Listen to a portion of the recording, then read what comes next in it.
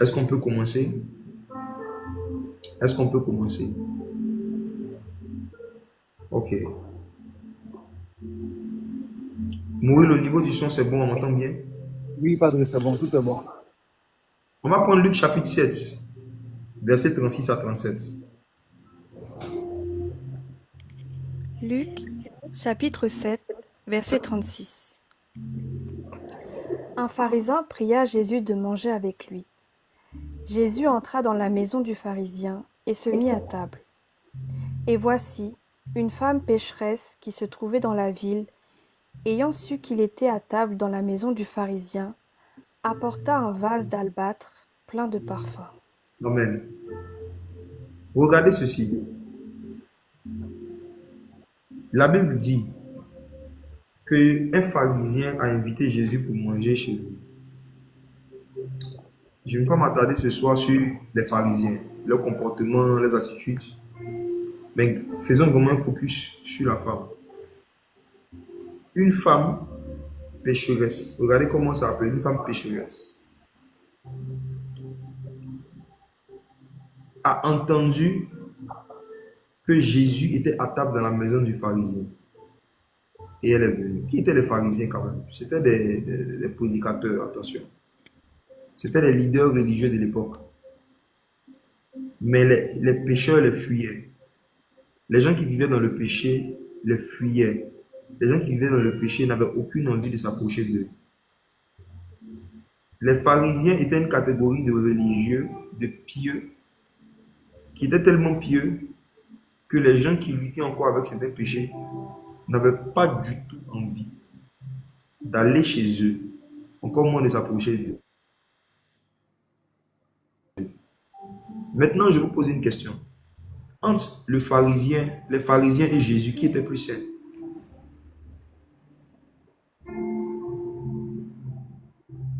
Entre les pharisiens et Jésus, qui était plus saint? Jésus. Jésus. Mais entre Jésus et les pharisiens, qui était plus effrayant pour les pécheurs? Le Parisien était plus effrayant. C'est les pharisiens. Mm. Si tu développes une vie de sainteté qui font que les pécheurs te fuient, tu ressembles à Satan, tu ne ressembles pas à Jésus. Yes.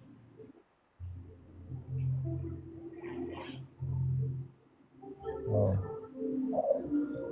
Si tu développes une piété qui pousse les gens qui vivent dans le péché à te fuir, tu ressembles aux pharisiens et à Satan. La femme pécheresse s'est sentie attirée par Jésus, malgré que Jésus était saint et sans péché. Il y a deux types de sainteté dans l'Église. Il y a la sainteté de Jésus et il y a la sainteté du diable. La sainteté du diable repousse les pécheurs. La sainteté de Jésus attire les pécheurs. Amen. Wow. Il y a deux types de sainteté que vous pouvez vivre et développer. La sainteté du diable, une sainteté diabolique, et une sainteté christique, sainteté de Jésus. Être saint comme Jésus, c'est être saint tout en étant attractif, tout en devenant attractif pour les femmes pécheresses, les hommes péchéreux, je ne sais pas comment on va les appeler. Comprenez que le plus haut niveau de sainteté que vous pouvez atteindre, c'est ce niveau de sainteté où vous êtes saint et votre sainteté attire une foule de pécheurs à vous. Ah. Voici l'exemple de Jésus. La femme ayant appris que Jésus était rentré dans la maison du pharisien, cette femme a décidé de venir pour voir Jésus. Si cette femme avait un jour essayé de pouvoir embrasser les pieds du pharisien, il allait chuter sa bouche. Si cette femme avait essayé de pouvoir toucher le pharisien, il allait la chasser.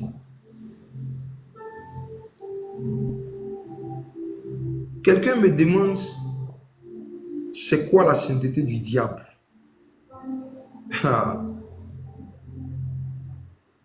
Est-ce que vous êtes prêts pour la réponse?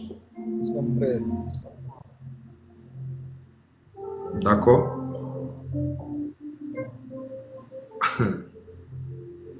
Allons dans le livre de Zacharie.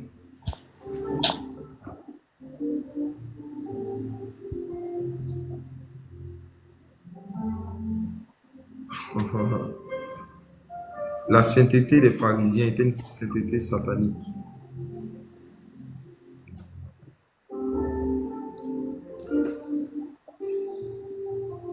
Zacharie chapitre 3,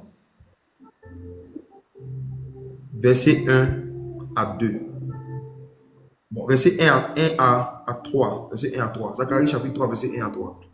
Allons-y.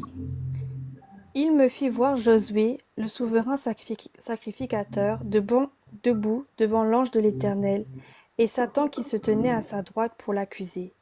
L'Éternel dit à Satan, « Que l'Éternel te réprime, Satan, que l'Éternel te réprime, lui qui a choisi Jérusalem. N'est-ce pas là un tison arraché du feu ?» Verset 3. Or Josué était couvert de vêtements sales, et il se tenait debout devant l'ange. Ok. Dans le peu de versets qu'on vient de lire, Josué, souverain sacrificateur, ça veut dire pasteur principal, était debout devant l'ange de l'Éternel et Satan est en train de l'accuser. Et on nous dit au verset 3 que Josué était couvert de vêtements sales. Maintenant, je vous pose une question, mes frères et sœurs. Dans les 3 versets qu'on vient de lire, il y a combien de personnes qui sont en vêtements sales? Une seule personne. Combien de personnes, Maurice? Une seule personne. Anaïs, il y a combien de personnes en vêtements sales pour toi ici? Une seule, Josué. Ok. Quand on lit en français, on voit qu'il y a une seule personne, Josué, en vêtements sales. Mais quand on lit en esprit, il y a 2 personnes, Hey. Satan et Josué. Ah. Satan est un esprit impur. Satan est un esprit impur. Wow. Donc Satan lui-même est en vêtements sales. Mais il est en train de parler des vêtements sales de quelqu'un d'autre. Voici la sainteté satanique. La sainteté satanique consiste à cacher ses propres péchés, cacher ses propres défauts, et puis attirer l'attention en fait sur les péchés des autres. La sainteté satanique, ça consiste en fait à faire tout pour ne pas que nos défauts et nos erreurs à nous soient connus. Mais on travaille à rendre populaire et à rendre connus les défauts, les erreurs, les péchés des autres. Voici Satan. La sainteté du diable, c'est cette forme de sainteté où on prend plaisir à ce que les péchés et les fautes des autres êtres humains soient connus par le maximum de personnes.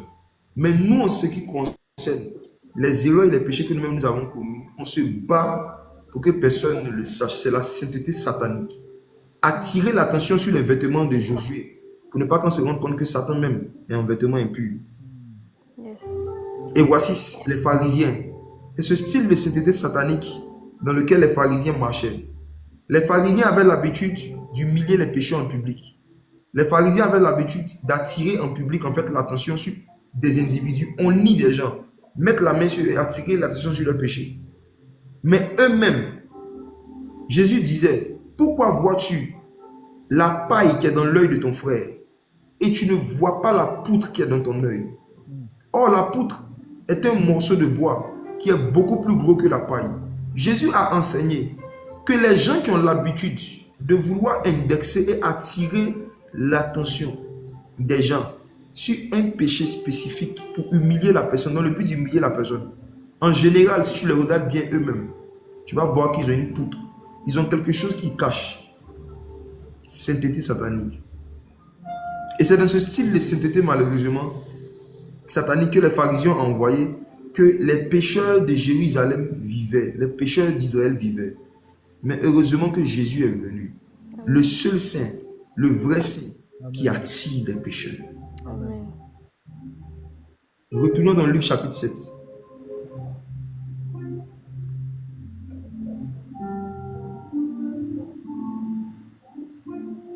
Lorsqu'on reprend l'histoire de cette femme, à partir du verset 36 à 37, on nous dit que cette femme qui est appelée la femme pécheresse est arrivée et elle a entendu dire que l'homme le plus saint, l'homme qui n'a jamais péché, est là.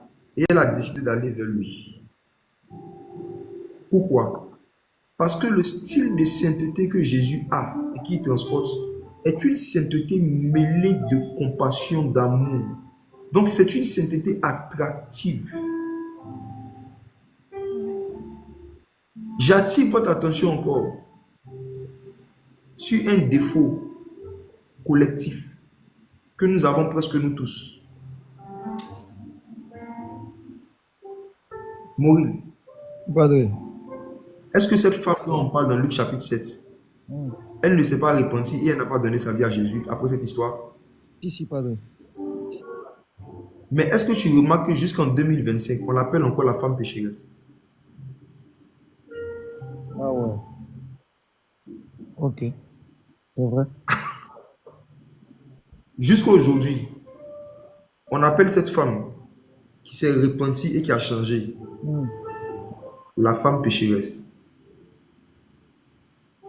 Il y a certains parmi nous, si je ne vous mets pas en garde ce soir, quand vous allez rentrer au paradis et que vous allez la voir assise à la table des noces, vous allez dire à cette femme, femme pécheresse, bonjour. Il y a des gens ici qui risquent de voir cette femme au ciel et de continuer à l'appeler la femme pécheresse.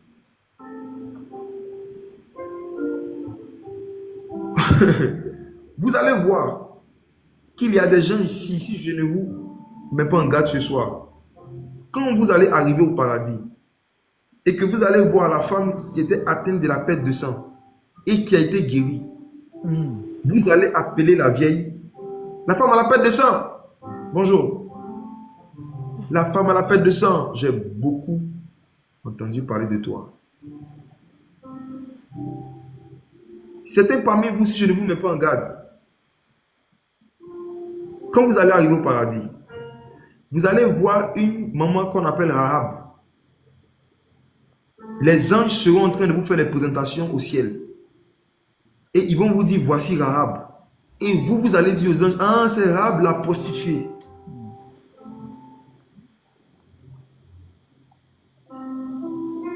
Certains parmi vous, si vous ne veillez pas sur votre cœur, vous allez voir Rahab au ciel.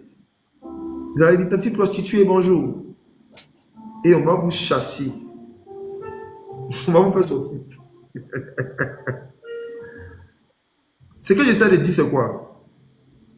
C'est que la chair a tendance à étiqueter des personnes en fonction de leur passé et à leur coller une réputation ou une image qui ne correspond pas à ce qu'ils sont aujourd'hui, mais qui correspond à ce qu'ils ont été un jour que nous avons appris. Et ce langage-là, ce n'est pas comme ça que Jésus parle des gens. Quand Jésus voit un homosexuel qui s'est repenti et qui s'est converti, quand Jésus le voit aujourd'hui, Jésus ne dit pas, voici l'homosexuel, voici le woubi. Non. Il dit, celui-ci est mon fils bien-aimé, en qui j'ai mis toute mon affection. Amen. Quand Jésus voit, quand Jésus voit quelqu'un qui était alcoolique et qui s'est repenti, quand Jésus le voit, Jésus ne voit pas un alcoolique, il voit un juste. La chair nous apprend à regarder les gens en fonction des informations qu'on a sur le passé. Mais la parole de Dieu et le Saint-Esprit nous apprend à regarder les gens en fonction de leur futur. Les hommes te voient en fonction de ce que tu es actuellement. Jésus te voit en fonction de ce que tu seras. Amen. Quand Jésus rencontre quelqu'un ou quand quelqu'un rencontre Jésus, Jésus lui parle en fonction de ce que cette personne doit être.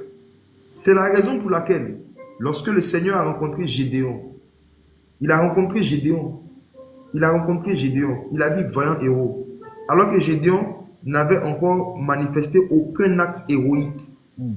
Mais Dieu l'appelait déjà vaillant héros. Pourquoi? Parce que Dieu appelle les gens en fonction de ce qu'il veut faire avec eux. Dieu ne t'appelle pas en fonction de ce que Satan fait avec toi. Yes. Je réponds.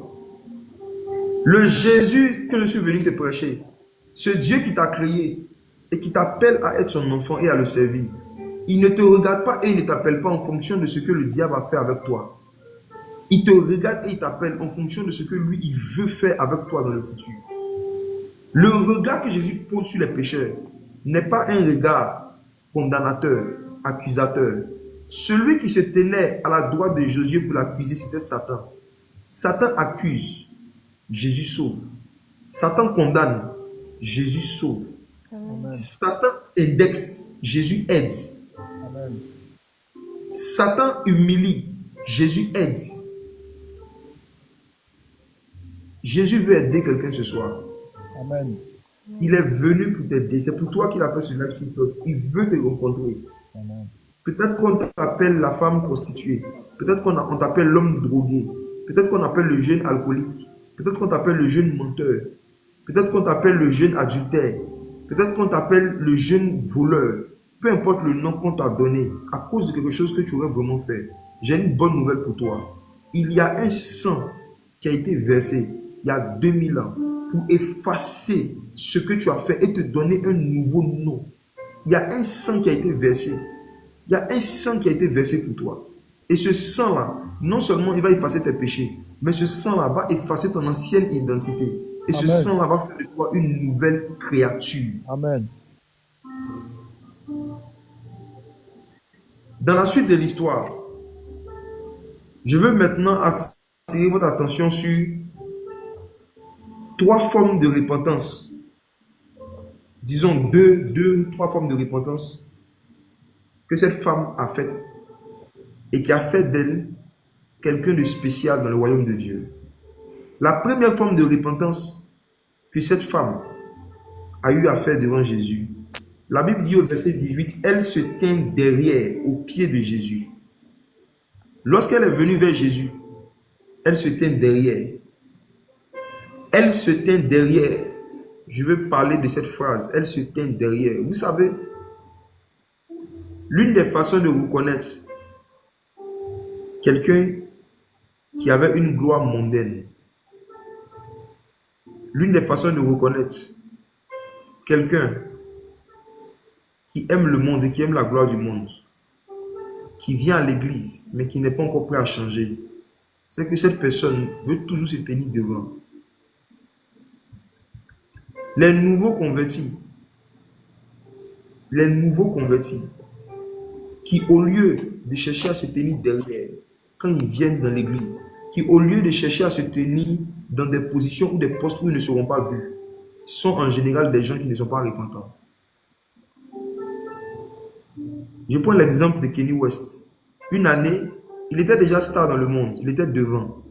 Une année, il a dit qu'il a donné sa vie à Jésus. Mais en même temps, il continuait de faire des tournées, de faire des chansons chrétiennes. Quelques jours après son baptême, on fait sa conversion. Il ne s'est pas tenu derrière.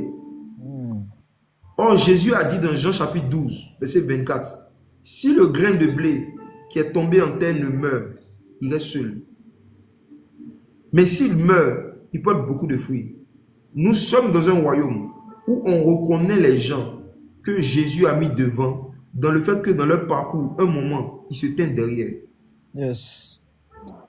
Nous reconnaissons les gens qui ont été élevés par Jésus, dans le fait que dans leur parcours, on voit qu'à un moment, ils se sont abaissés eux-mêmes. Même Jésus, la Bible dit que c'est parce qu'il s'est abaissé lui-même que le Père l'a souverainement élevé. Yes. Dieu n'élève pas des gens qui ne se sont pas abaissés. Yes. Dieu ne met pas en avant des gens qui ne se sont pas mis en arrière. Yes. Quand vous voyez quelqu'un qui est nouvellement converti, mais qui aspire au micro, qui aspire en même temps à commencer des vidéos, à se faire voir, c'est quelqu'un qu'on doit prendre, qu'on doit faire asseoir et à qui on doit faire comprendre que si tu veux vivre la même histoire que la femme pécheresse, tu dois te tenir derrière pendant un temps. Toute personne qui ne s'est pas abaissée quand il est rentré en Christ ne sera pas élevé par Christ. C'est parce que Jésus s'est abaissé lui-même que Dieu l'a élevé. Amen. Aujourd'hui, nous avons une vague de faux convertis dans nos églises. Dans nos églises, on a des faux frères et des fausses sœurs. Des personnes, surtout dans le domaine de la musique, qui ont décidé de venir à Jésus juste pour pouvoir profiter de l'auditoire et de l'audience que Jésus a actuellement, que ce soit en Côte d'Ivoire ou dans les autres pays. Il y a beaucoup de personnes qui ont décidé de s'approcher de Jésus juste pour pouvoir utiliser son nom comme un fonds de commerce. Et l'une des façons de reconnaître ces gens, c'est qu'ils ne se tiennent pas derrière. Ils ne se tiennent pas derrière. Vous allez voir que Adam, lorsqu'il a péché, ce qui a fait qu'il était conscient qu'il n'était pas dans une bonne situation, c'est qu'il s'est mis derrière un arbre. Il a cherché à se mettre derrière un arbre. Toute personne qui est vraiment repentante n'a pas un cœur de se faire voir. On ne peut pas avoir à cœur de voir Jésus en même temps avoir à cœur de se faire voir. On ne peut pas avoir à cœur de voir Jésus en même temps avoir à cœur de se faire voir. L'apôtre Paul écrivait à Timothée et il lui donnait des critères pour donner un poste à des nouveaux convertis. Et il a dit, il ne faut pas que les nouveaux convertis, il ne faut pas, pardon, que les anciens soient des nouveaux convertis. Il disait que on ne doit pas donner la place d'anciens à des nouveaux convertis. Les nouveaux convertis doivent avoir des postes qui ne les mettent pas en avant. Elle se tient derrière. Elle se tient derrière. Il y a des gens qui sont en train de m'écouter et qui vont s'écouter ce live. Le Saint-Esprit vous avait mis à cœur de vous tenir derrière, de vous détacher de certaines fonctions, de certaines positions. Parce que vous savez vous-même que la vie que vous menez ne correspond pas à la fonction dans laquelle vous êtes. Et Dieu vous a dit d'aller en retraite. Dieu vous a dit de faire un petit temps de silence. Dieu vous met à cœur de vous tenir derrière. Mais vous aimez tellement la gloire des hommes. Tu sais que tu as fait des choses qui nécessitent que tu partes en retraite pour restaurer ta relation avec Jésus. Mais le fait de ne pas prêcher, le fait de ne pas chanter, le fait de ne pas faire le service juste pendant 2 semaines, pendant 1 semaine, pendant 1 mois, pour toi, c'est quelque chose de non, c'est pas possible. Malheureusement, si tu continues comme ça, au lieu de finir comme l'histoire de la femme pécheresse, tu vas finir comme l'histoire de Judas. Si Judas s'était tenu derrière, si Judas avait pris un temps de recul et qu'il avait stoppé ce qu'il était en train de faire, Satan n'allait pas pouvoir rentrer en Judas. Mais ce qui a fait que parmi tous les apôtres qui étaient là, c'est en Judas que Satan est rentré. C'est parce que c'est Satan qui ne voulait pas se tenir. C'est Judas qui ne voulait pas se tenir derrière alors qu'il avait une vie de vol. Judas était un voleur. Mais pendant qu'il volait, en même temps, il prophétisait, il prêchait. Il partait en mission, il vole dans la caisse, il prêche. Il vole dans la caisse, il chasse les démons. Il vole dans la caisse, il prêche. Il vole, il prêche. Il prêche avec sa main droite, il vole avec sa main gauche. Il prie, il impose les mains avec la main droite. Et il s'oppose, il impose les mains dans la caisse aussi de Jésus avec la main gauche. Imposition des mains sur la tête, imposition des mains dans la caisse. Un jour, il s'est pendu.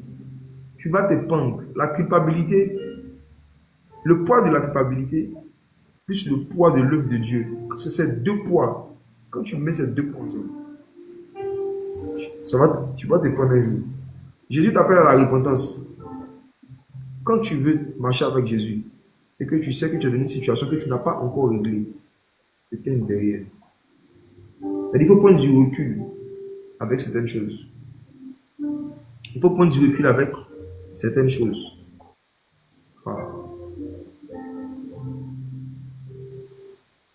Il y a quelques années, il y a un jeune qui m'avait contacté disant qu'il est dans l'homosexualité. Mais il était chanteur. Et que vraiment, il était fatigué, il voulait changer. J'ai dit, si tu veux changer, arrête de chanter d'abord. Et puis on règle ça. Il avait un programme où il devait intervenir. Il dit, il ne peut pas ne pas intervenir. J'ai vu que c'est quelqu'un qui n'allait pas se repentir. Si tu ne peux pas déléguer ta tâche à quelqu'un d'autre juste pour quelques jours, le temps que Jésus te restaure, le temps que Jésus te relève, tu vas te prendre. La deuxième forme de repentance que cette femme a manifestée, c'est la repentance par les larmes. La Bible dit dans Luc 7, verset 38, qu'elle pleurait, elle pleurait, elle pleurait. Vous savez, une autre façon de rencontrer Jésus, c'est en pleurant. Il y a une façon, il y a quelque chose que tu peux faire, qui peut t'arriver, qui va faire que la présence de Jésus va venir à toi, qui va faire que tu vas avoir une expérience, une rencontre avec Jésus. Ce sont les pleurs, ce sont les larmes. Ce ne sont pas tous les repentances qui incluent des confessions. Cette femme ici n'a rien confessé. Cette femme ici n'a rien dit. Elle a juste pleuré. Ses larmes étaient suffisantes pour Jésus pour la restaurer, pour changer toute sa vie. Ses larmes étaient suffisantes pour Jésus pour lui pardonner. La repentance, ce n'est pas toujours le fait de parler de ce qu'on a fait. Mais la repentance, c'est aussi le fait de pleurer sur ce qu'on a fait. On peut ne pas parler à quelqu'un, même pas à Jésus, comme dans son cas. Mais quand on regrette vraiment à un certain niveau, certains actes qu'on a commis, on pleure. Si tu vis une situation avec le péché qui ne te fait pas pleurer, ça veut dire que ton cœur en fait est devenu froid, est devenu endurci. Si ce que tu vis te fait rire, si ça ne t'attriste pas, si ça ne t'attriste pas, il n'y a pas au moins une tristesse que tu ressens du fait que, aïe, ça normalement je ne devrais pas être dedans, ça je ne devrais pas faire ça. En tant qu'un disciple de Jésus, en tant qu'un enfant de Dieu, je ne devrais pas faire ça. S'il n'y a pas cette tristesse à l'intérieur de toi, si cette tristesse, au moins la tristesse, tu ne ressens pas la tristesse, ah mon frère,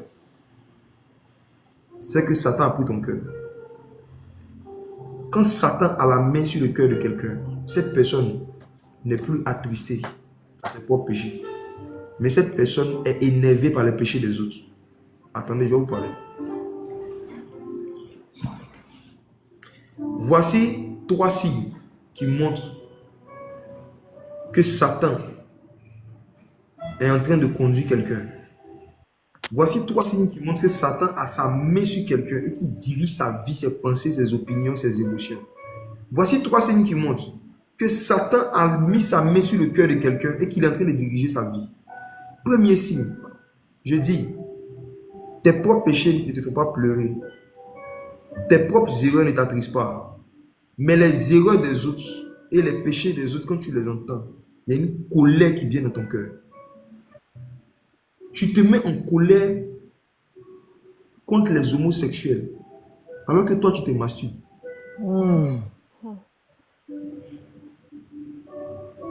Je dis, tu te mets en colère contre l'homosexualité, alors que toi, tu te masturbes.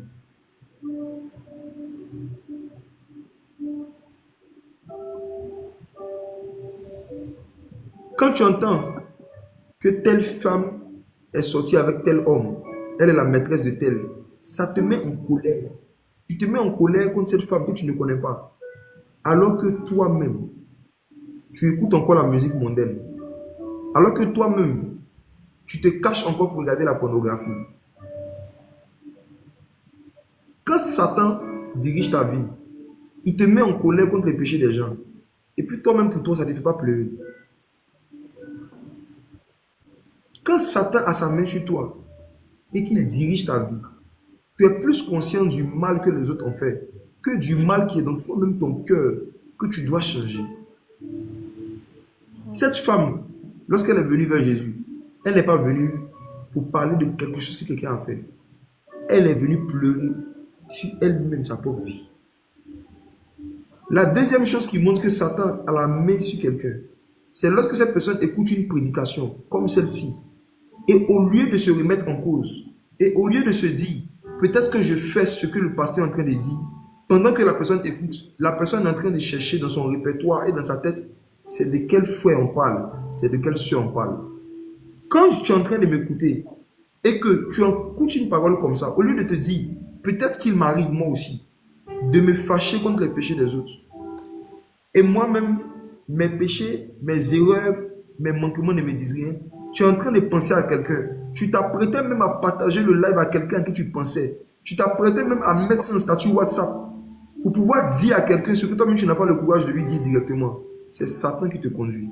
Chaque fois que tu écoutes un message et que tu l'écoutes pour quelqu'un d'autre, c'est Satan qui te conduit.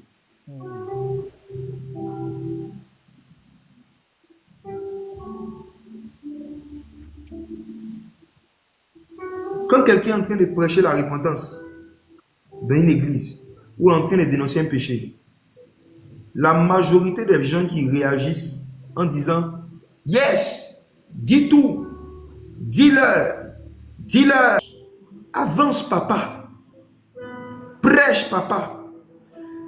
Je dis que la majorité des gens qui réagissent comme ça, quand on est en train de dénoncer le péché, ils sont conduits par Satan. Satan est content quand on accuse quelqu'un qui est en vêtements sales. Ce qui montre que Satan est à côté de toi, qu'il vit avec toi, ce qui montre que Satan t'inspire, c'est qu'il te partage la joie de son cœur. Et la joie qui est dans son cœur, Satan, c'est quand on voit quelqu'un en vêtements sales et puis on l'accuse. Satan est content. Si on dit Josué le sacrificateur est en vêtements sales, Satan va dire Amen, dis tout, dis encore, appuie encore, prêche. Chaque fois que dans ton cœur, tu ressens une joie pour le fait qu'on est en train de parler du péché de quelqu'un, c'est que Satan est à ta droite. Ah. Tu sais ce qui prouve ça? Ce qui prouve que c'est Satan qui te conduit, c'est que si jamais le péché dont on est en train de parler, c'est quelque chose que toi-même tu es en train de lutter avec, c'est quelque chose qui toi-même t'a vaincu, c'est quelque chose qui toi-même t'a humilié, je te dis la vérité, tu n'auras pas la force de dire prêche, vrai ou faux? Si c'était toi qui étais à la place de la personne ou des personnes dont on était en train de parler, est-ce que tu aurais eu la même réaction? Le Seigneur Jésus dit, faites pour les autres ce que vous voulez qu'on fasse pour vous. Faites pour les autres ce que vous voulez qu'on fasse pour vous. Faites pour les autres ce que vous voulez qu'on fasse pour vous. Est-ce que si toi, Dieu est en train de passer par un prédicateur pour t'interpeller en public sur ton péché, tu souhaiterais qu'on te dise, très bien, appuie, dis tout. Comme c'est quelqu'un d'autre, tu es content, c'est Satan, c'est satanique. C'est ça. Plus jamais ça dans l'église. Amen. Amen. On doit pleurer. Même avec parfois le péché de certains de nos frères. Elle pleurait. Les larmes sont un système d'invocation de la présence de Dieu. Permettez-moi de vous parler du mystère des larmes. Psaume chapitre 6, verset 9. Le mystère des larmes. Le mystère des larmes. Pourquoi est-ce que les larmes de cette femme qui sont appelées, qui est appelée femme pécheresse, ces larmes lui ont donné une place dans le royaume de Dieu que même les apôtres n'ont pas. Je vais vous montrer cela. Psaume 6, verset 9. Psaume 6, verset 9. Éloignez-vous de moi, vous tous qui faites le mal, car l'Éternel entend la voix de mes larmes. Car l'Éternel entend quoi? La voix de mes larmes. Est-ce que vous savez que vos larmes ont des bouches? Yes. Wow. Et vos larmes ont des voix. Les larmes parlent. Les larmes chantent. Les larmes crient. Les larmes expliquent à Dieu ce que les mots parfois n'arrivent pas à expliquer. Les larmes arrivent à retranscrire dans le monde spirituel ce que les mots n'arrivent pas à retranscrire. Et David, en son temps, a eu une expérience surnaturelle. Sa bouche était fermée. Il pleurait dans la présence de Dieu. Et pendant qu'il pleurait, il a entendu des voix.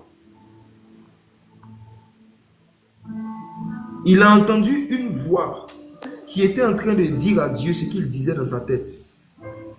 Et David a certainement demandé à Dieu, mais Seigneur, qui parle? Et Dieu lui a dit, ce sont tes larmes. La voix de tes larmes.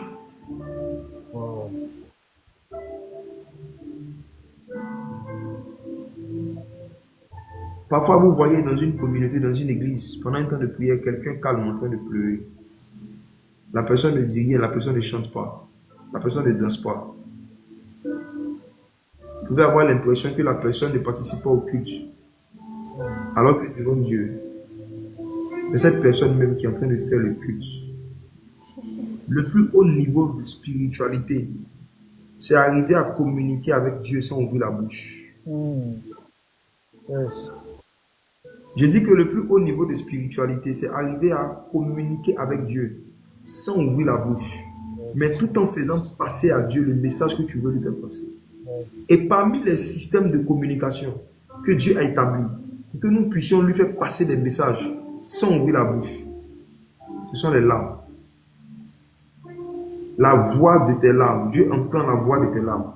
La femme pécheresse n'a pas parlé de sa bouche, mais Jésus a entendu la voix de ses larmes. La femme pécheresse n'a pas dit j'ai fait tel péché. Si je vous demande quel péché cette femme a fait jusqu'à aujourd'hui, nous tous on suppose qu'elle était prostituée. Vrai ou faux? Vrai. La légende dit, la légende dit qu'elle était prostituée. La légende dit qu'elle était prostituée. C'est ce que la légende dit. Est-ce qu'il y a un verset qui dit de façon explicite qu'elle était prostituée?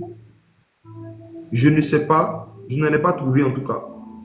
Nous connaissons en partie. Peut-être que ça existe.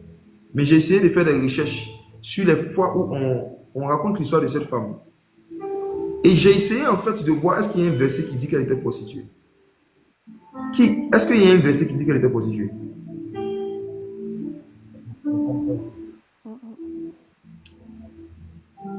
Est-ce qu'il y a un verset qui dit qu'elle était prostituée? Nous tous, on s'accorde pour dire qu'elle était prostituée. Mais est-ce qu'il y a un verset qui le dit? Je demande juste.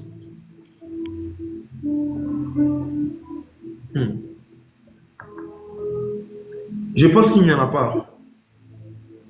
Mais vous savez pourquoi nous tous on dit ça? À cause de notre mauvais cœur. C'est notre cœur qui est mauvais.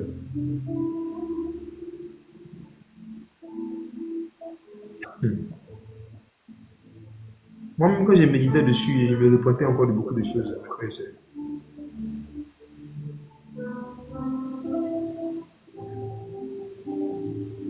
Le mot pécheresse, j'ai regardé dans le grec. C'est quelqu'un qui est dans un péché.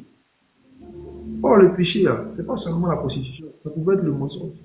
Une femme qui ment beaucoup est une femme pécheresse. Une femme qui s'énerve et puis qui insulte facilement est une femme pécheresse. Une femme qui écoute la musique mondaine régulièrement est une femme pécheresse. Une femme qui boit de l'alcool, qui se saoule régulièrement est une femme pécheresse. Une femme qui est dans la jalousie est une femme pécheresse. Une femme qui a de la rancune dans son cœur, une femme qui a de la rancune dans son cœur est une femme pécheresse. Mais nous tous, on s'est accordé pour dire que c'est une prostituée. Et c'est comme ça qu'on se comporte souvent avec des gens qu'on ne connaît pas. On se base sur 2 ou 3 choses qu'on a entendues sur ces gens. Et puis on leur attribue une réputation. On leur attribue une image qui ne correspond pas à ce que Dieu dit d'eux. Et souvent on détruit la vie des gens.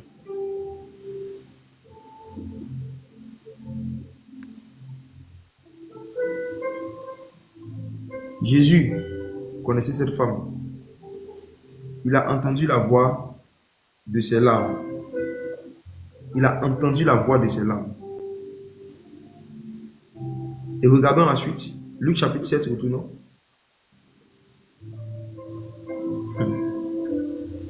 Regardons à partir du verset 38. On peut relire ça. Luc 7, verset 38. Et se tint derrière, aux pieds de Jésus. Elle pleurait, et bientôt elle lui mouilla les pieds de ses larmes, puis les essuya avec ses cheveux, les baisa et les oignit de parfum. Mes frères et sœurs,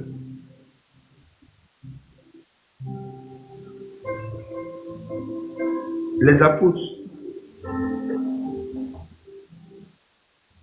leurs pieds ont été lavés par Jésus. Et cette femme a lavé les pieds de Jésus. Yes. Jésus a lavé les pieds des apôtres avec de l'eau. Mais cette femme a lavé les pieds de Jésus avec des larmes.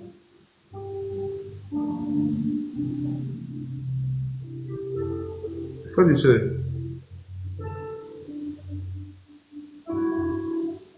ce n'est pas ce que Jésus fait pour vous. Il va vous donner une place spéciale dans le royaume de Dieu. C'est ce que vous faites pour Jésus. Je dis que ce n'est pas ce que Jésus fait pour vous. Il va vous donner une place spéciale dans le royaume. C'est ce que vous faites pour Jésus. Elle est la seule qui a lavé les pieds de Jésus. Malgré qu'elle était appelée femme pécheresse, c'était la seule qui, elle, a cherché à faire quelque chose pour Jésus. Et vous allez voir que les gens qui passent leur temps à accuser les gens ne font rien dans l'œuvre de Dieu. Remarquez les chrétiens qui aiment attaquer, critiquer et condamner les gens. Regardez, est-ce qu'eux-mêmes ils sont en train d'évangéliser?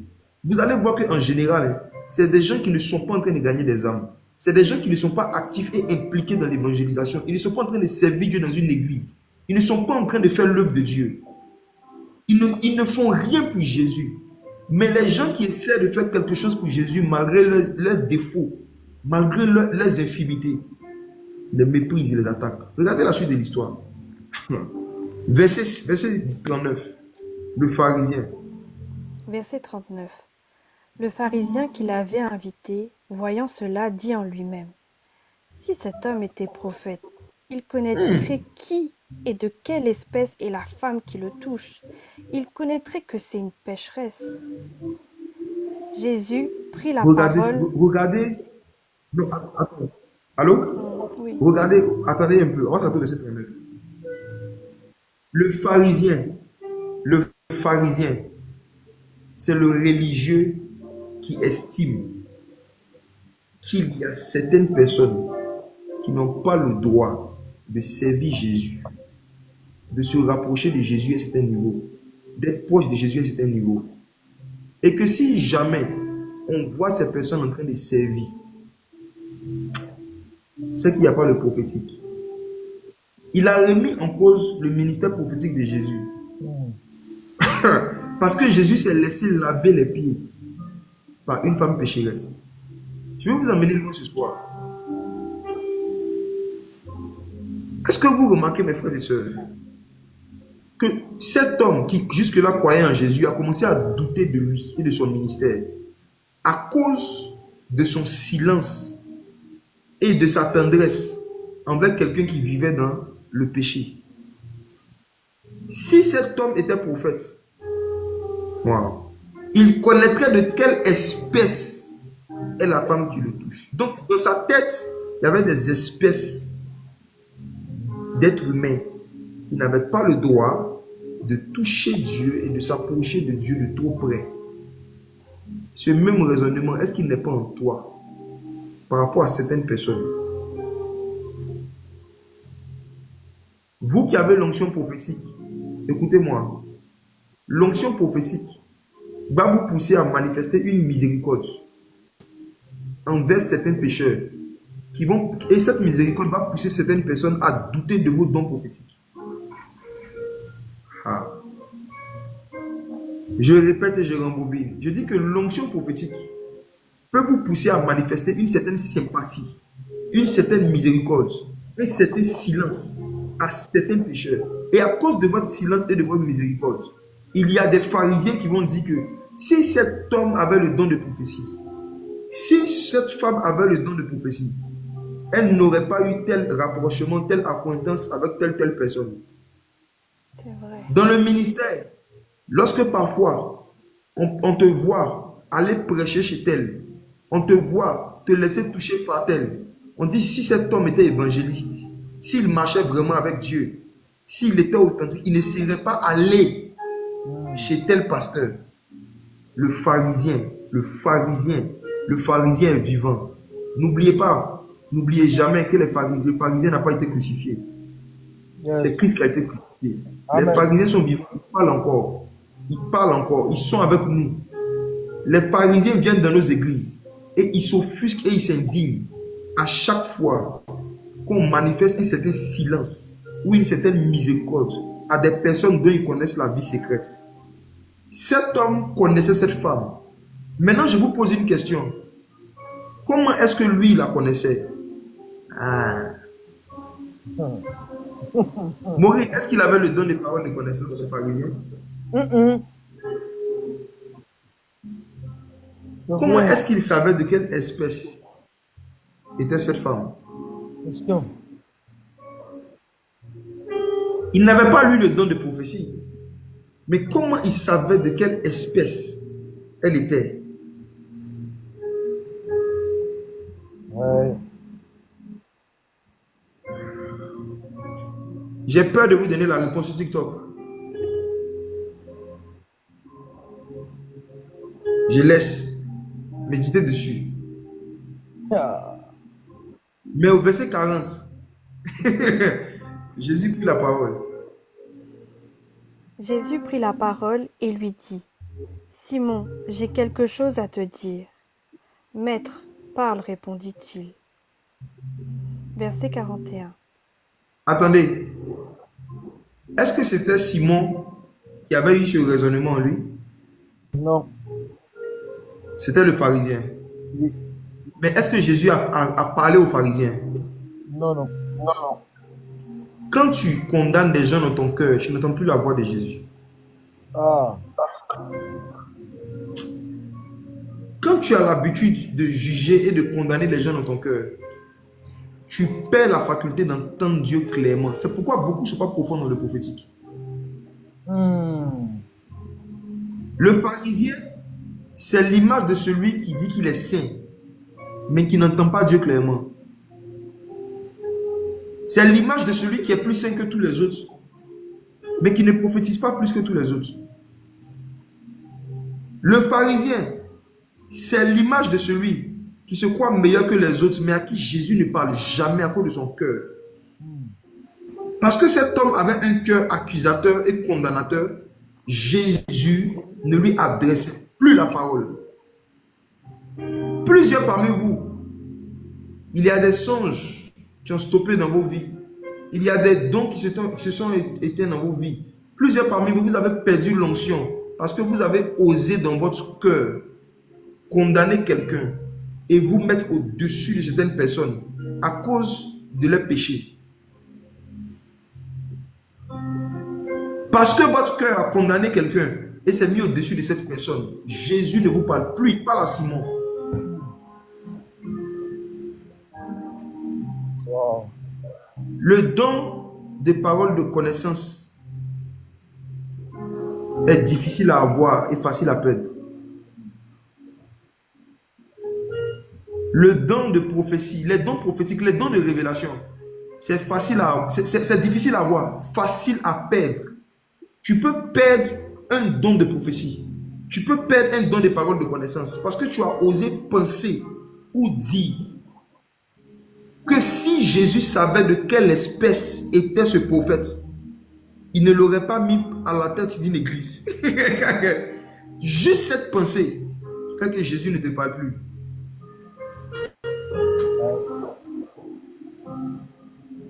Garde ton cœur plus que tout. Car de lui viennent les sources de la vie. Les sources de la vie peuvent arrêter de couler en toi parce que dans ton cœur, tu as méprisé et tu as condamné un homme pécheur ou une femme pécheresse. Satan se bat pour qu'avec les informations qu'on a sur les gens, on prenne la place de Dieu dans notre cœur. Satan se bat pour que le maximum de chrétiens se transforment en pharisiens qui ont des cœurs et des raisonnements qui font que Jésus ne leur parle plus. Moi, l'une des façons dont je préserve mes dons prophétiques, l'une des façons dont je préserve la parole de connaissance et le don de prophétie, c'est d'éviter au maximum, tant que cela dépend de moi, d'aller chercher à fouiller, me renseigner pour trouver le mal que quelqu'un a fait et ensuite décider de prendre ça pour humilier la personne. Et que Dieu m'en garde. Même quand certaines informations viennent à moi, parfois je préfère faire comme si je n'ai rien entendu. Et je prie que Dieu relève la personne, que la personne continue sa vie. Parce que je sais que l'onction prophétique se gagne en gouttes et se perd par litres. Je rembobine. L'onction prophétique se gagne en gouttes, par petites gouttes, se perd en litres. Une dimension d'écoute de la voix de Dieu que tu as pris peut-être 5 ans, 7 ans à atteindre à travers plusieurs jeûnes, prières et méditations. Tu peux perdre ça en 7 minutes à travers un seul béret. Tu peux perdre une dimension prophétique où tu es arrivé juste parce que tu as participé à une séance de condamnation d'une femme pécheresse.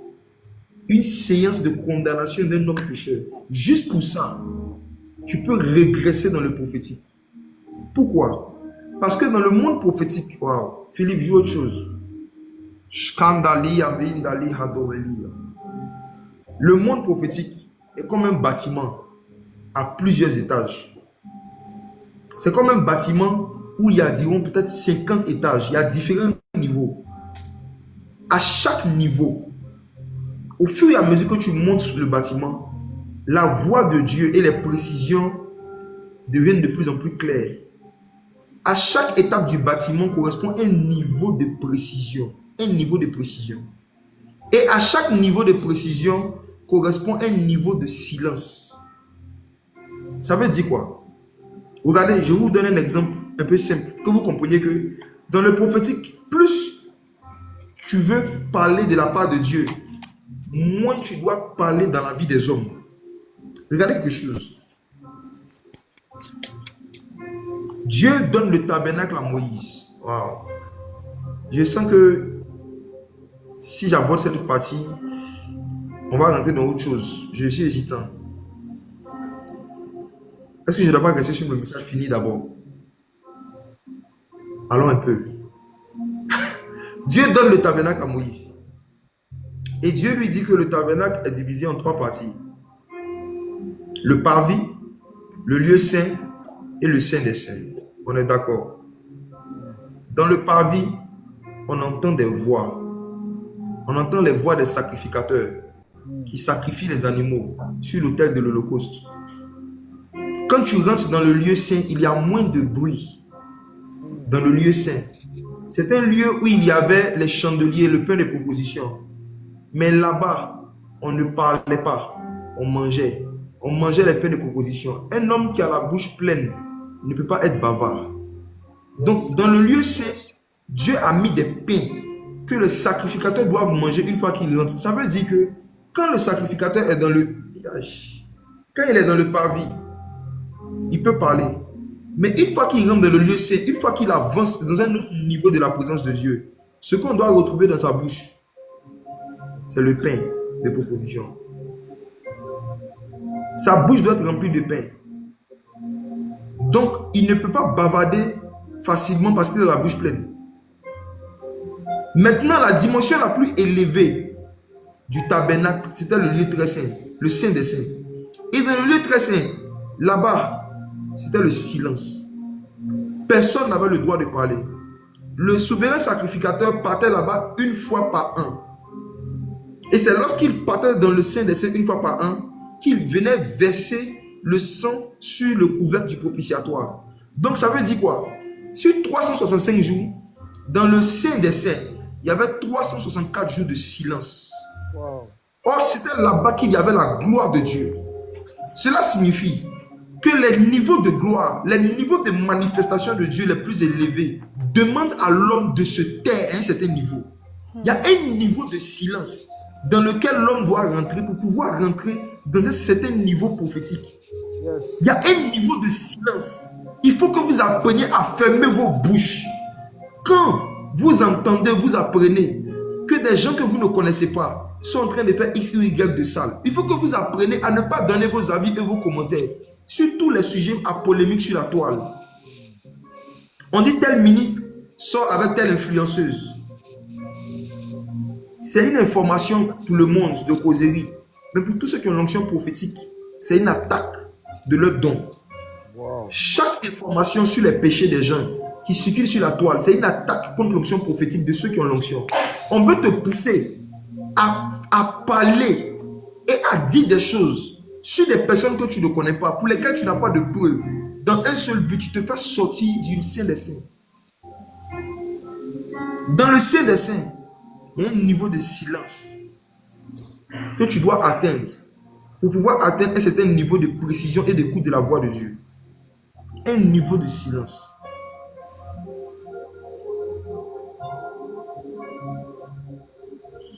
Chaque fois que quelqu'un vient avoir une conversation avec toi sur le mal qu'a fait quelqu'un avec qui tu n'as pas de lien, c'est une attaque de l'onction que tu as. Et ta bouche que tu vas ouvrir pour parler d'une affaire, c'est ce qui va déterminer comment Dieu va fermer sa bouche sur ta vie.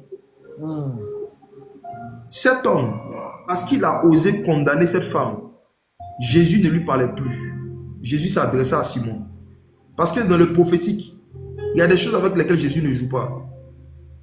Vous allez voir que c'est rare de voir quelqu'un qui opère avec précision pendant des années et qui reste à ce niveau de précision. Pourquoi? Parce que c'est rare de voir des hommes qui savent fermer leur bouche et garder leur langue. C'est avec la langue qu'on prophétise. C'est avec la langue qu'on chasse les démons. Tu ne peux pas prendre cette même langue-là pour tuer la vie des gens, pour détruire la vie des gens. Si ta langue devient un instrument de destruction de la réputation et de la vie d'autrui, automatiquement ta langue ne peut plus être un instrument de délivrance.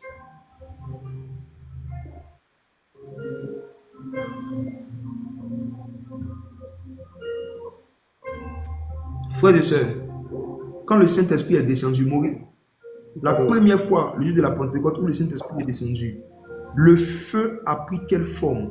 C'était un feu en forme de pied ou en forme de main? En forme de langue. En forme de quoi? Langue.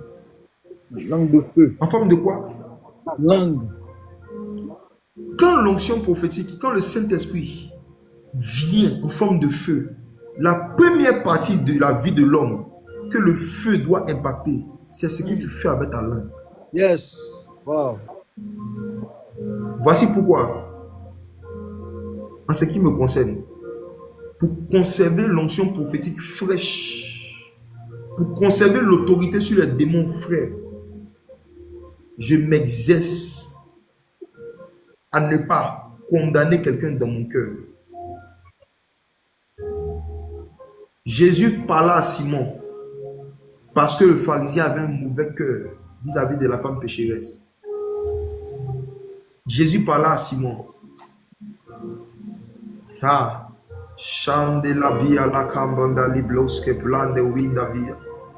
tu veux que Jésus recommence à te parler? Il faut que tu recommences à te repentir de ce que tu as dit dans ton cœur sur la femme pécheresse.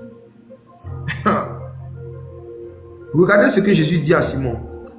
Luc chapitre 7, à cause du temps, je vais rapidement citer l'histoire. Il dit un créancier avait deux débiteurs, l'un 500 deniers et l'autre 50 deniers. Bref, verset 43, on dit le maître a décidé les deux d'annuler leurs dettes. Et puis Jésus demande, dans Luc 7, il dit, lequel va le plus aimer son maître? Et Simon répondit au verset 43, celui, je pense, auquel il a le plus remis. Jésus dit, tu as bien jugé. Puis se tournant vers la femme, il dit à Simon, vois-tu cette femme? Je suis entré dans ta maison. Tu ne m'as point donné d'eau pour laver mes pieds, mais elle les a mouillés avec ses larmes. Elle les a essuyés avec ses cheveux. Tu ne m'as point donné de baiser, mais elle, depuis que je suis entré, elle n'a point cessé de me baiser les pieds. Tu ne m'as point versé d'huile sur ma tête, mais elle a versé du parfum sur mes cheveux. Cette femme qui était mal vue, elle a fait quelque chose que les apôtres n'ont jamais eu l'opportunité de faire. Les apôtres, eux, c'est ce que je veux dire là. Les apôtres, eux, ils ont été oints par Jésus. La femme pécheresse, elle a oint Jésus. Hey. Ouais.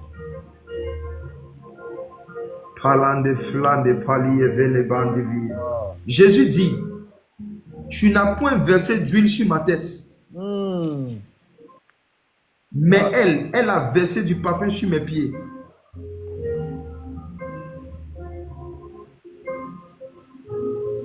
Les gens repentants donnent l'onction à Jésus. Ta repentance donne la force à Jésus de pouvoir faire certains miracles pour toi. Et chaque repentance que nous faisons est une onction que nous transférons à Jésus. Pourquoi? Parce que dans le système de la production des fruits, on utilise les déchets pour rendre le sol fertile. Oui. Ce sont les déchets que le cultivateur utilise pour multiplier la fertilité. Yes. Lorsque nous donnons nos péchés à Jésus, il en fait de l'engrais, de l'engrais, de l'engrais. Jésus prend les péchés des hommes, il en fait de l'engrais et il les aide à porter beaucoup de fruits. Chandier, fait plein de beaux. Ish apea dans la couple de via des clauses de milieu. Chamblin d'opéa. Au verset 47, il dit, c'est pourquoi ses nombreux péchés ont été pardonnés, car elle a beaucoup aimé. Car elle a beaucoup aimé. Car elle a beaucoup aimé. Car elle a beaucoup aimé. Il n'a pas dit elle a beaucoup prié. Il n'a pas dit elle a beaucoup prié. Il dit elle a beaucoup aimé. Elle a beaucoup aimé. Mais celui à qui on pardonne peu aime peu. Et il dit à la femme, tes péchés sont pardonnés. Ceux qui étaient à table avec lui se mirent à dire en eux-mêmes, qui est celui-ci qui pardonne même les péchés? Et tu vois, Jésus ne leur répond pas encore, Jésus ne leur parle pas. Jésus dit à la femme, ta foi t'a sauvé, va en paix. Il ne faut pas les écouter. Il ne faut pas les écouter. Maintenant, il y a une partie de l'histoire qui n'est pas dans le livre des Marc.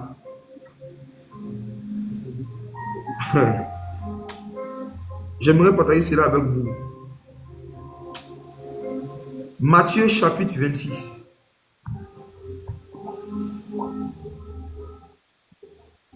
Verset 12 à 13. Est-ce que tu peux lire ça s'il te plaît, ma soeur? Matthieu 26, verset 12. En répandant ce parfum sur mon corps, elle l'a fait pour ma sépulture. Je vous le dis, en vérité, partout où cette bonne nouvelle sera prêchée, dans le monde entier, on racontera aussi en mémoire de cette femme ce qu'elle a fait. Jésus a dit que partout où l'évangile sera prêché, on va raconter en mémoire de cette femme ce qu'elle a fait. Je dis, Jésus ne l'a pas oint, c'est elle qui a oint Jésus.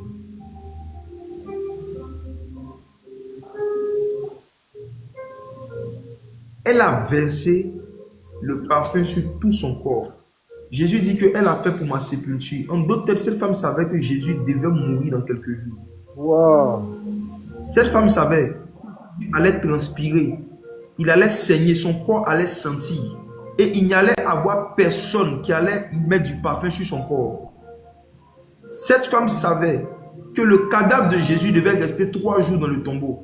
Mais si un cadavre est mis 3 jours dans un tombeau sans qu'il y ait du parfum sur son corps va sentir.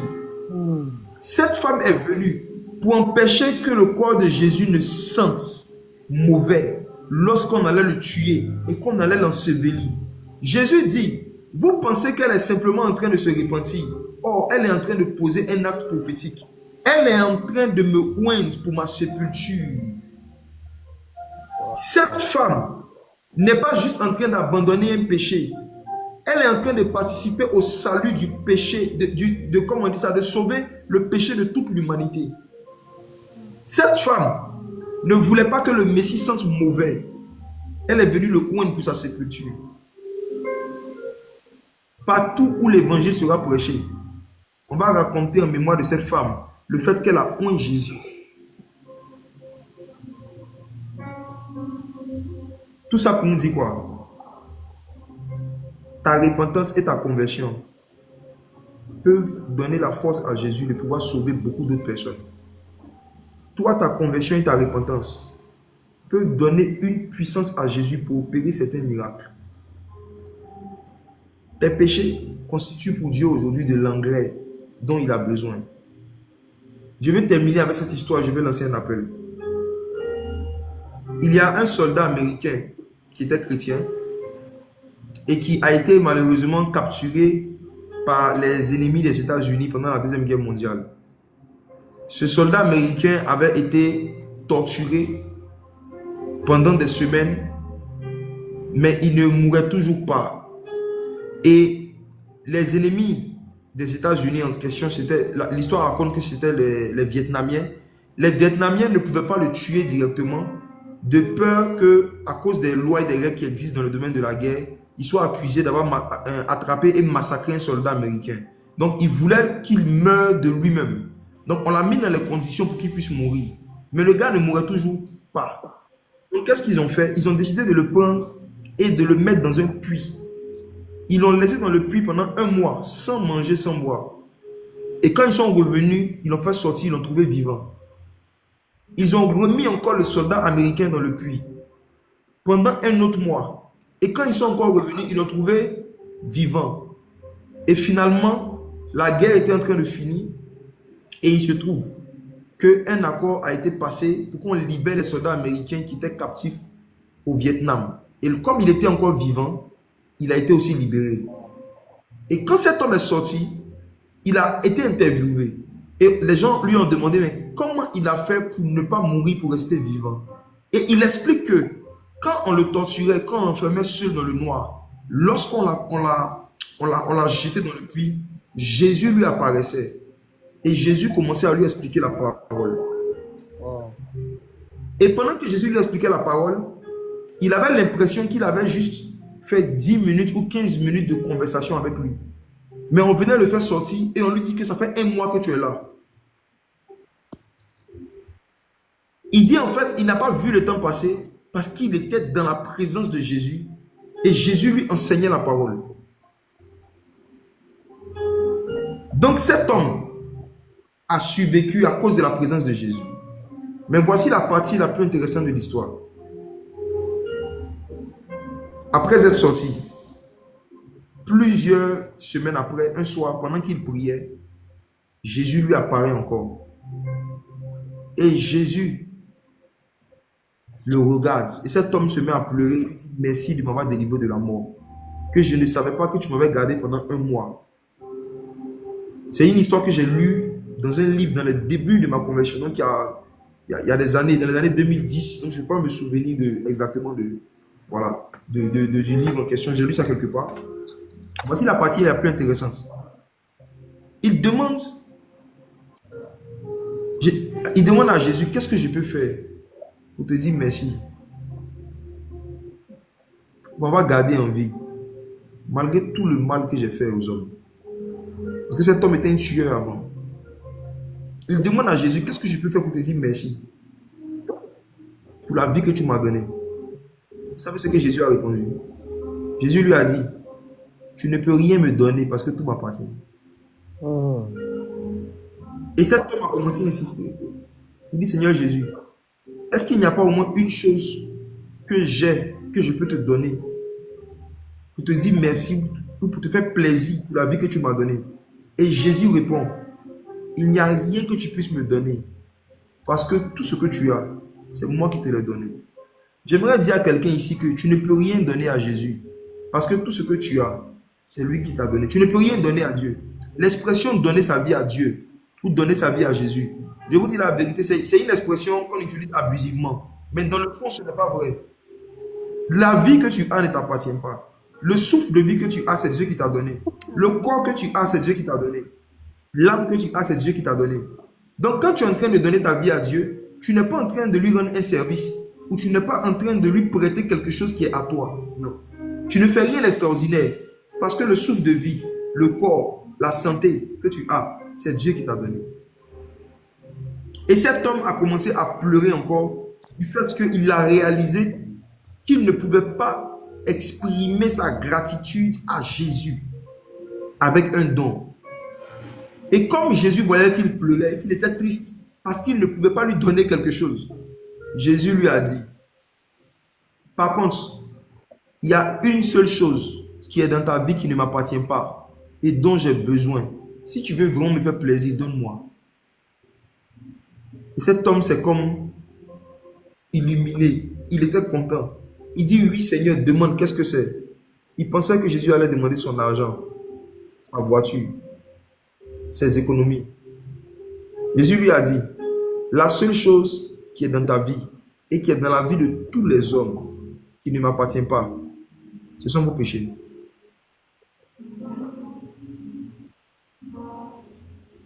Jésus dit la seule chose que tu peux me donner, qui n'est pas à moi, ce sont tes péchés. Si tu veux vraiment m'exprimer ta reconnaissance pour tout ce que j'ai fait pour toi, donne-moi tes péchés. Je vais te donner ma justice. Donne. Et ce soir, il y a quelqu'un à qui Jésus est en train de dire la même chose.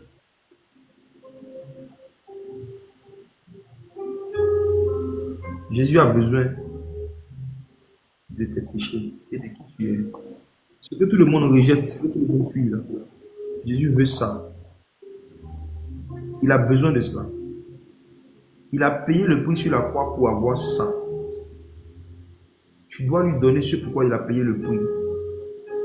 Toute personne qui refuse de se repentir est un voleur pour Jésus. Parce qu'un voleur, c'est celui qui refuse de donner à quelqu'un une chose pour laquelle il a payé le prix. Jésus a payé le prix pour nos péchés. Et nous devons lui donner nos péchés. Pour qu'il nous donne en retour la justice de Dieu, la vie éternelle.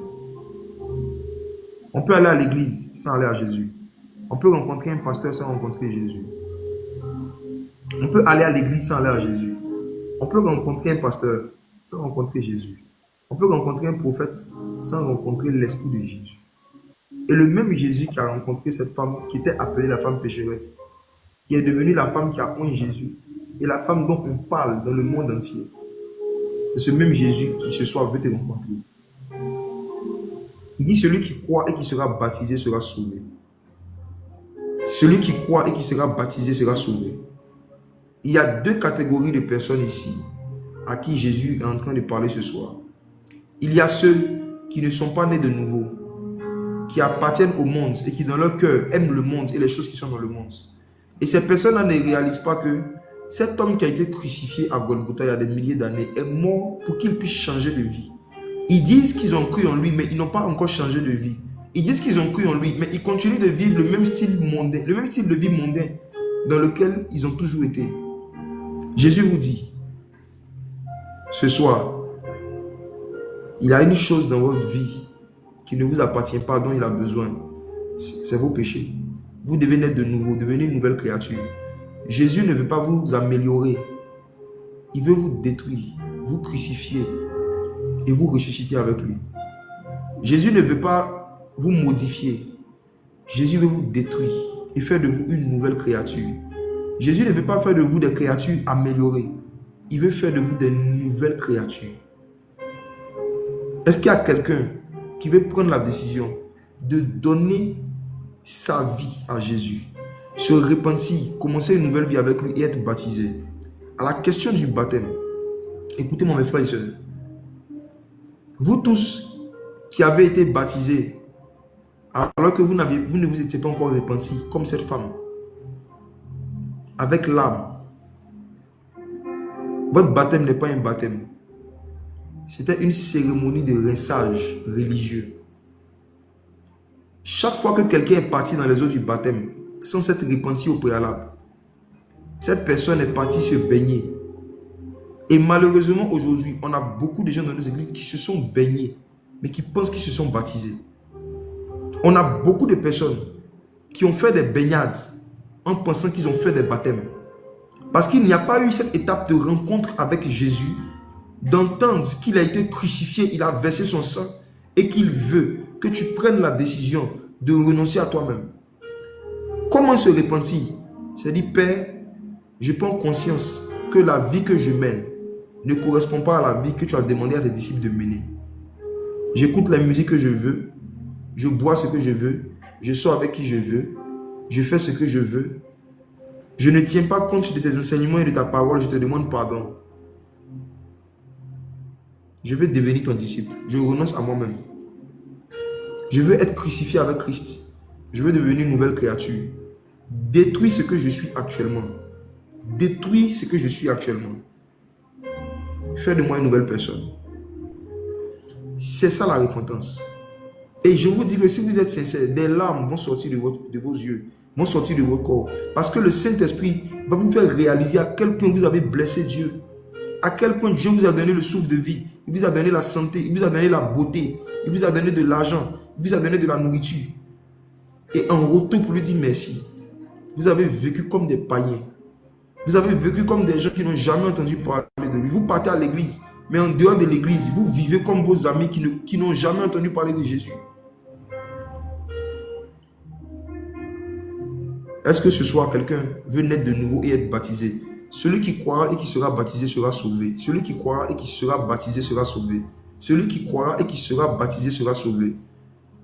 Le baptême est l'acte qu'on pose pour prouver à Dieu et aux démons qu'on veut commencer une nouvelle vie avec Jésus. Je lance un premier appel à une première catégorie de personnes. Qui veut être né de nouveau? Qui veut naître de nouveau et être baptisé d'eau pour commencer une vie de disciple avec Christ? Si c'est ton cas, tu peux déjà te désigner en commentaire. Je dis qui veut naître de nouveau et être baptisé par immersion pour commencer une nouvelle vie avec Jésus. Ok. Je vois de nombreux commentaires. Dieu vous bénisse. Voici ce que vous allez faire. On va vous donner un numéro WhatsApp. Il y a un numéro qu'on va mettre, qu'on va citer et qu'on va mettre en commentaire. Écrivez sur ce numéro, je veux Christ. Si vous voulez naître de nouveau et être baptisé, je précise. Mes frères et sœurs, sautez de la séduction selon laquelle j'ai donné ma vie à Jésus, mais je ne suis pas obligé de me baptiser. Ce n'est pas l'évangile. Ce n'est pas l'évangile. La Bible dit que le jour de la Pentecôte, lorsque les gens ont entendu l'évangile, que le cœur a été touché, hommes et femmes se furent baptisés. La Bible dit que ceux qui acceptaient sa parole furent baptisés. Je veux aussi parler à ceux qui évangélisent. N'évaluez pas le nombre de personnes qui ont vraiment reçu la parole que vous avez donnée en fonction uniquement du nombre de gens qui disent j'ai été touché. La Bible dit dans le livre des Actes que ceux qui acceptaient sa parole furent baptisés. Parlant de l'apôtre Pierre, Actes chapitre 2. Ceux qui acceptaient sa parole furent baptisés. La preuve que tu peux avoir que quelqu'un a accepté la parole, c'est le fait qu'il accepte le baptême. Je ne parle pas de ceux qui avaient déjà accepté Jésus et qui ont rétrogradé. Ce n'est pas d'eux que je parle. Je parle de ceux qui savent dans leur cœur que cette décision qu'on appelle naître de nouveau, ils n'ont jamais pris cette décision. Ils n'ont jamais fait l'expérience de la nouvelle naissance, devenir une nouvelle créature, abandonner complètement son ancienne vie pour marcher avec Jésus. Vous savez en vous-même que vous n'avez jamais fait l'expérience. Ce soir, en écoutant ce message, Jésus est en train de toucher votre cœur. Vous dites, Seigneur Jésus, je veux naître de nouveau, je veux me baptiser. Le pays où vous êtes n'est pas important. Si vous voulez, on vous donne un numéro WhatsApp, écrivez je veux Christ. Et nous, par derrière, on va vous contacter pour voir comment on peut se charger de vous. Ceux qui sont à Abidjan, on va se voir cette semaine. Ceux qui ne sont pas à Abidjan, en fonction du pays où vous êtes, on va voir comment vous contacter. On va vous donner un numéro, vous écrivez je veux Christ sur ce numéro et on va vous contacter. Maureen, est-ce que tu peux donner le numéro? D'accord. Envoyez je veux Christ par WhatsApp au plus 225 05 03 95 84 43. Je répète, 05 03 95 84 43.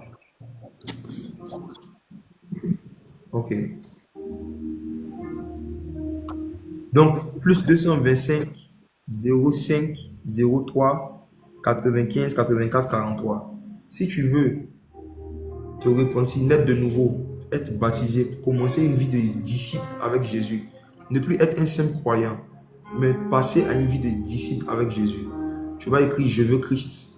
Tu vas écrire je veux Christ sur ce numéro et nous allons te contacter pour t'encourager dans cette décision. C'est pour toi qu'il est mort. C'est pour toi qu'il a versé son sang. Il y a de la joie dans le ciel en ce moment. Il y a de la joie dans le ciel. Parce que des larmes, c'est avec larmes de repentance que tu es en train de revenir à Dieu. Et Dieu entend la voix de tes larmes. Dieu entend la voix de tes larmes. Je dis que Dieu entend la voix de tes larmes. Dieu entend la voix de tes larmes. Dieu entend la voix de tes larmes. Dieu entend la voix de tes larmes. Tu veux naître de nouveau, être baptisé, écris je veux Christ. Il y a des gens qui sont nés de nouveau, mais qui n'ont pas encore fait le baptême, qui cherchent juste une église où ils pourront expérimenter le baptême par immersion et le baptême du Saint-Esprit. Vous pouvez écrire aussi Je veux Christ. Sur ce numéro, on va vous contacter. Il y a maintenant une deuxième catégorie de personnes. C'est ceux et celles qui avaient déjà fait l'expérience de la nouvelle naissance, étaient déjà passés par le baptême par immersion, même le baptême du Saint-Esprit, et qui ont chuté, et qui ont rétrogradé, et qui n'ont plus la force de venir au Seigneur. Jésus veut vous restaurer aujourd'hui. Amen. Pendant que je suis en train de parler, je peux sentir la compassion. Je peux sentir la plénitude de la compassion de Jésus. Je peux sentir comment Jésus a hâte de restaurer cette amitié qu'il avait avec vous. Comment est-ce qu'il a hâte de vous redonner les forces que vous avez perdues de prier, les forces que vous avez perdues de haïr le monde, les forces que vous avez perdues de pouvoir jeûner, de pouvoir dire la parole, la force que tu as perdue de servir Dieu. Il veut te redonner la force. Si tu as juste rétrogradé et que tu veux juste revenir à Jésus, mets ta main sur ton cœur. Je vais prier avec toi. La sépan de la haï, la humble de veille. Pendant que tu suis ce live, mets ta main sur ton cœur. Je vais prier avec toi.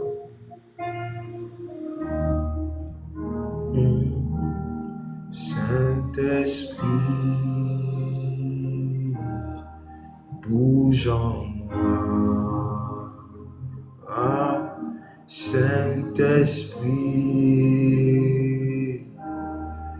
bouge en moi. Esprit de